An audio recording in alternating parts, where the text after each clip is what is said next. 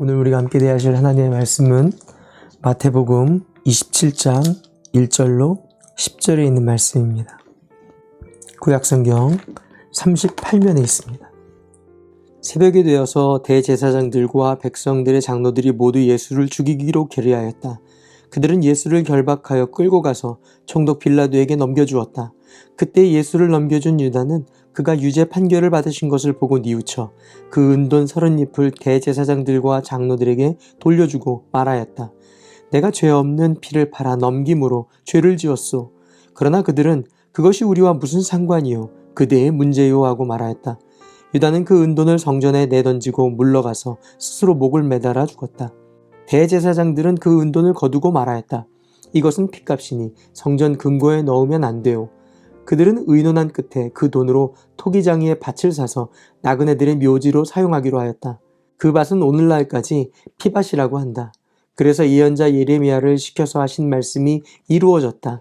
그들이 은돈 30잎 곧 이스라엘 자손이 값을 매긴 사람의 몸값을 받아서 그것을 주고 토기장이의 밭을 샀으니 주님께서 내게 지시하신 그대로다. 우리 또 이 아침에도 따라해 봅시다. 예수도 함께 하소서. 아멘. 오늘 본문은 계속해서 사내들인 공회에서 사형 선고를 받으시고 빌라도의 법정으로 끌려가시는 사이에 가룟 유다 이야기가 이제 등장하는 겁니다. 오늘 본문 3절에 보면 이렇게 기록되어 있습니다. 그때 예수를 넘겨준 유다는 그가 유죄 판결을 받으신 것을 보고 뉘우쳐 그 은돈 30잎을 대제사장들과 장로들에게 돌려주고 이렇게 기록되어 있습니다. 가룟 유다가 뉘우쳤다 이렇게 말씀하세요. 여기서 뉘우쳐라는 그 뜻의 원문을 보면 돌아서서 회개하다의 의미가 아니라 한탄하고 그리고 자책하면서 후회했다. 그러니까 이제 repentance라고가 아니고 regret 했다라는 거죠.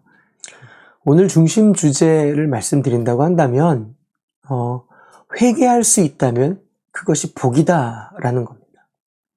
돌아설 수 있다면 그것은 성도에게 복이 되어진다라는 겁니다. 베드로도 가룟 유다도 또 제자 12명의 제자들도 모두 마태복음 26장의 마지막 만찬 때 예수 그리스도의 몸과 피를 먹고 마시는 성찬에 참여한 사람들입니다. 그리고 죄사함을 받은 사람들이에요. 그래서 26장 28절에 보면 뭐라고 기록되어 있냐면 이것은 죄를 사하여 주려고 많은 사람들을 위하여 흘리는 나의 피, 곧 언약의 피다. 이렇게 말씀하세요. 그러니까 죄를 사하는 것에 대한 이 피를 먹고 마시는 자들은 죄사함을 받게 되고 그것을 위해서 내가 십자가에 달리며 죽고 흘리는 피다. 이렇게 말씀하시는 거죠. 예수님의 제자들에게 미리 가르쳐 주신 겁니다. 죄에서 자유케 되는 것은 오직 예수 그리스도의 피만이 자유케 될 수 있다. 이렇게 말씀을 가르쳐 주셨어요. 유다가 예수 그리스도를 팔겠다라고 결심하고 예수 그리스도를 대제사장들과 그리고 장로들에게 팔았습니다. 그리고 예수님이 그 공회에서 하시는 말씀과 행동을 보았죠. 그리고 그가 그 제사장들과 장로들 그 사람들에게 모진 고통, 침뱉음을 당하고 또 고난을 당하는 것 그리고 그가 진실로 하나님의 아들이신 것을 그 당하는 것을 보면서 깨닫게 된 거예요. 계산이 빨랐던 명석했던 유다는 자신이 저지른 죄가 얼마나 크고 엄청난 것인지 그때 깨닫게 된 겁니다. 제정신이 돌아온 거죠. 아, 이분이 진실로 하나님의 아들이었는데 오해했다. 내가 은 30세겔로 이걸 우리 시세로 따지면 한 10,000불 정도? 10,000불, 15,000불 정도 된다고 그래요. 큰 돈이 아니죠. 30세겔로 예수를 팔았다라는 것에 견딜 수가 없는 거예요. 하나님의 아들을 팔았다라는 것을. 그리고 자신의 잘못에 대해서 알게 된 겁니다. 후회하게 돼요. 그래서 후회하면서 한 행동이 뭐냐면 제사장들을 찾으러 가죠. 찾아가서 성전 제사장의 뜰까지 들어가면 안 되는데 거기까지 들어가서 내가 돈을 물려줄 테니까 없었던 일로 하자 이렇게 얘기를 합니다. 그런데 그들이 뭐라고 해요? 난 이미 너하고 계산이 끝났다. 그게 나하고 무슨 상관이냐? 네 책임 아니냐? 그 얘기를 들으면서 더 겁이 더 견딜 수 없는 그 고통 가운데 있는 거죠. 그리고 그 자꾸 패션 오브 크라이스트 얘기하는데 그 돈을 제사장들에게 던지죠. 던지고 유다가 도망쳐 나옵니다. 그 죄에 대한 죄책감에 대한 그리고 그 자책에 대한 해결 방법으로 예수님이 사실은 마지막 식탁에서 떡과 포도주를 나눠주셨고 그거를 마셨음에도 불구하고 그가 자기 앞으로 이 죄에 대한 모든 것을 용서받았음에도 불구하고 자신이 가지고 있는 방법으로 하나님의 그 열심, 하나님의 계획을 이겨버렸다라는 거죠. 그게 고집을 부렸다라는 겁니다. 자기가 생각한 최선의 방법이 제사장들에게 돈을 돌려주는 거예요. 그러면서 이 모든 상황이 끝나기를 내가 잘못했던 것들이 해결되기를 바랬던 겁니다. 사실상 끝나지 않죠. 우리에게 적용해 본다면 신앙생활에서 가장 큰 적은 다른 게 아니고 사실은 내 자신입니다. 우리 안에 성령님을 부어주셨음에도 불구하고 우리에게 하나님이 기회를 주셨음에도 불구하고 또 만 가지 은혜를 부어주셨음에도 불구하고 우리는 신뢰하지 않는다라는 거예요. 그리고 그 기회와 또 그 상황 가운데 놓여 있음에도 불구하고 범죄했을 때 혹은 무너졌을 때 올바로 서는 것에 있어서 늘 부족하고 연약하다라는 겁니다. 사람의 근본적인 문제는요, 상황이 풀린다고 해결되지 않습니다. 우리의 영혼의 문제, 속사람의 문제는 결코 돈으로 해결되지 않는다라는 거예요. 명예로 혹은 내가 어떤 만족으로 해결되지 않습니다. 그런데 우리는 그 상황이 풀리면 또 어떤 돈이나 물질적인 것, 상황이 풀리면 내 영혼의 문제마저도 평안해질 수 있다라고 괜찮아질 거라는 자기 체면에 스스로 길들여 살아가고 있어요. 마치 제사장들에게 돈을 던지면 내가 자유해질 수 있을 것 같은, 내가 그 영혼의 문제마저도 놓일 것 같은, 그러나 사단이 이미 미끼를 던졌고 그 사단의 미끼에 내가 그것을 덥석 물어 뜯음으로 인해서 그 낚싯줄에 걸려서 발버둥 치고 있으면서 벗어나는 길은 낚싯줄이 끊어져야 되는데 붙들고 있으면서 정죄를 계속 받는 거죠. 사단이 붙들고 정죄함을 이길 방법이 없습니다. 내 힘으로는, 돈의 힘으로는, 상황이 풀리는 힘으로는 그 정죄를 이길 방법이 사실은 없습니다. 유다가 사실 이 자리에서 철저한 절망을 경험하는 거죠. 철저한 실패를 경험하는 겁니다. 그런데 그 실패의 자리, 예수 그리스도를 팔았으니 얼마나 대단한 실패예요. 베드로도 예수 그리스도를 부인했으니 얼마나 대단한 실패입니까? 그리고 얼마나 처절히 자기 자신에 대한 그 절망을 경험하게 되는 건가요?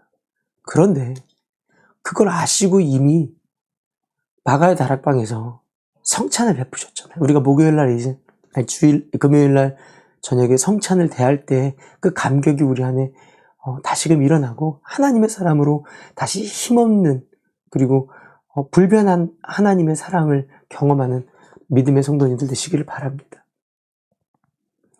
이 모든 것에서 실패와 절망 가운데 복은요, 나의 모든 방법을 의지하는 것이 아니라 오직 예수 그리스도를 만나는 것임을 잊지 않기를 바랍니다. 요한복음 4장에 보면 인생의 철저히 바닥을 경험한 사마리아 여인이 등장합니다. 그리고 예수님이 그 여인을 만나주시죠. 복이죠. 그리고 그 여인과의 대화에서 예수님 뭐라고 말씀하시나요? 영원히 목마르지 않는 샘물이 내 샘에서 흘러넘친다.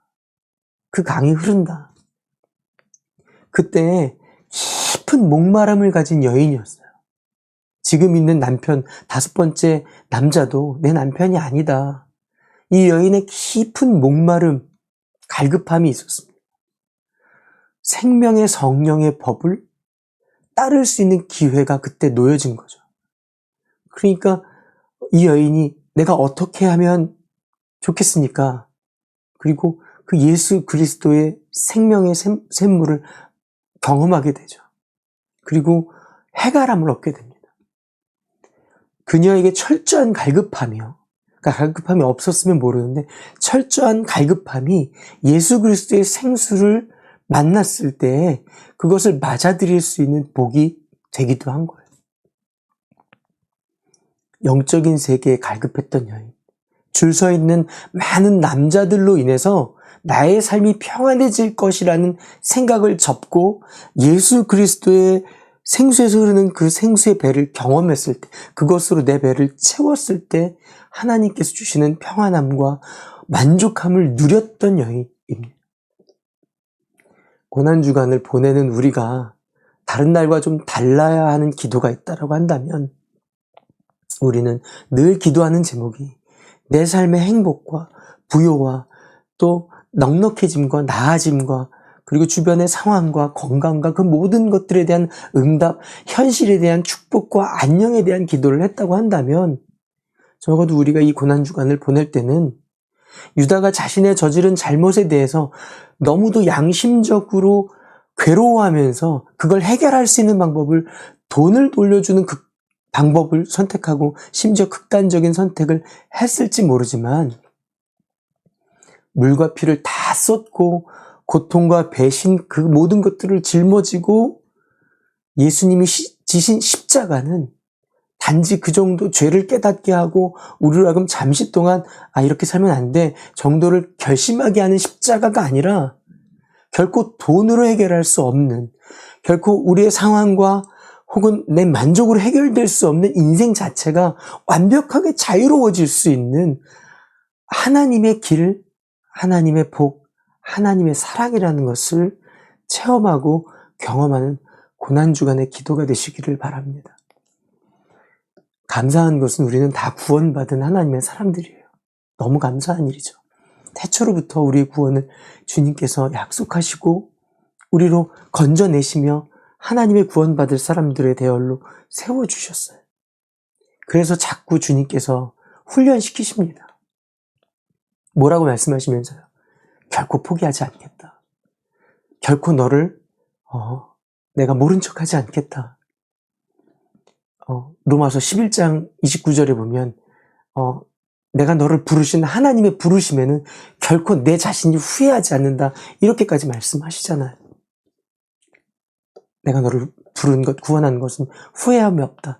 때문에 내가 너를 끝까지 하나님의 사람으로 만들어 가겠다. 그 하나님 나라를 경험하는 하나님의 사람으로 만들어 가겠다. 저와 여러분이 그 부르심에 응답하는 믿음의 사람 되시기 바랍니다. 그리스도로 옷 입는 사람들 되시기를 바랍니다. 누가 되었든지 간에 신앙생활을 오래 했든 오래 하지 않았든 누가 되었든지 간에 날마다 나의 옷을 벗어버리고 나의 죄의식, 자책감, 자학감 그 모든 것들 나의 절망을 벗어버리고 예수 그리스도로 옷 입는 일에 헌신하는 하나님의 사람 되시기를 바랍니다. 골로새서 3장 12절에 그런 사람들에게 이렇게 사도 바울이 말하고 있어요. 뭐라고 말씀하시냐면 우리 함께 찾아볼까요? 골로새서 3장 12절로 14절입니다. 우리 함께 읽어볼게요. 12절부터입니다. 시작. 그러므로 여러분은 하나님의 택하심을 입은 사랑받는 거룩한 사람답게 동정심과 친절함과 겸손함과 온유함과 오래 참음을 옷 입듯이 입으십시오. 누가 누구에게 불평한 일이 있더라도 서로 용납하여 주고 서로 용서하여 주십시오. 주님께서 여러분을 용서하신 것과 같이 여러분도 서로 용서하십시오.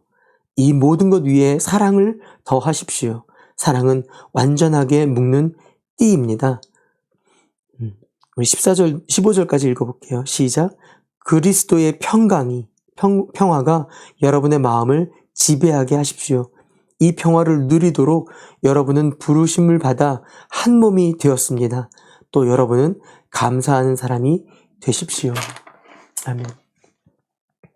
이 고난주간을 보내는 저와 여러분이 내 고집을 내려놓고 그때 성령님을 만나게 되고 그때 우리를 이끄시는 하나님의 사랑과 우리를 그 그리스도의 사랑에서 끊을 수 없음을 체험하고 세상에 대한 절망, 기대했던 사람에 대한 절망, 의지했던 돈에 대한 절망 속에서 예수 그리스도의 십자가로 회복되는 것을 경험하고 새로운 사람으로 지음받고 창조되어서 그 안에 부어주시는 성령님의 충만함으로 살아가는 믿음의 사람 되시기를 바랍니다.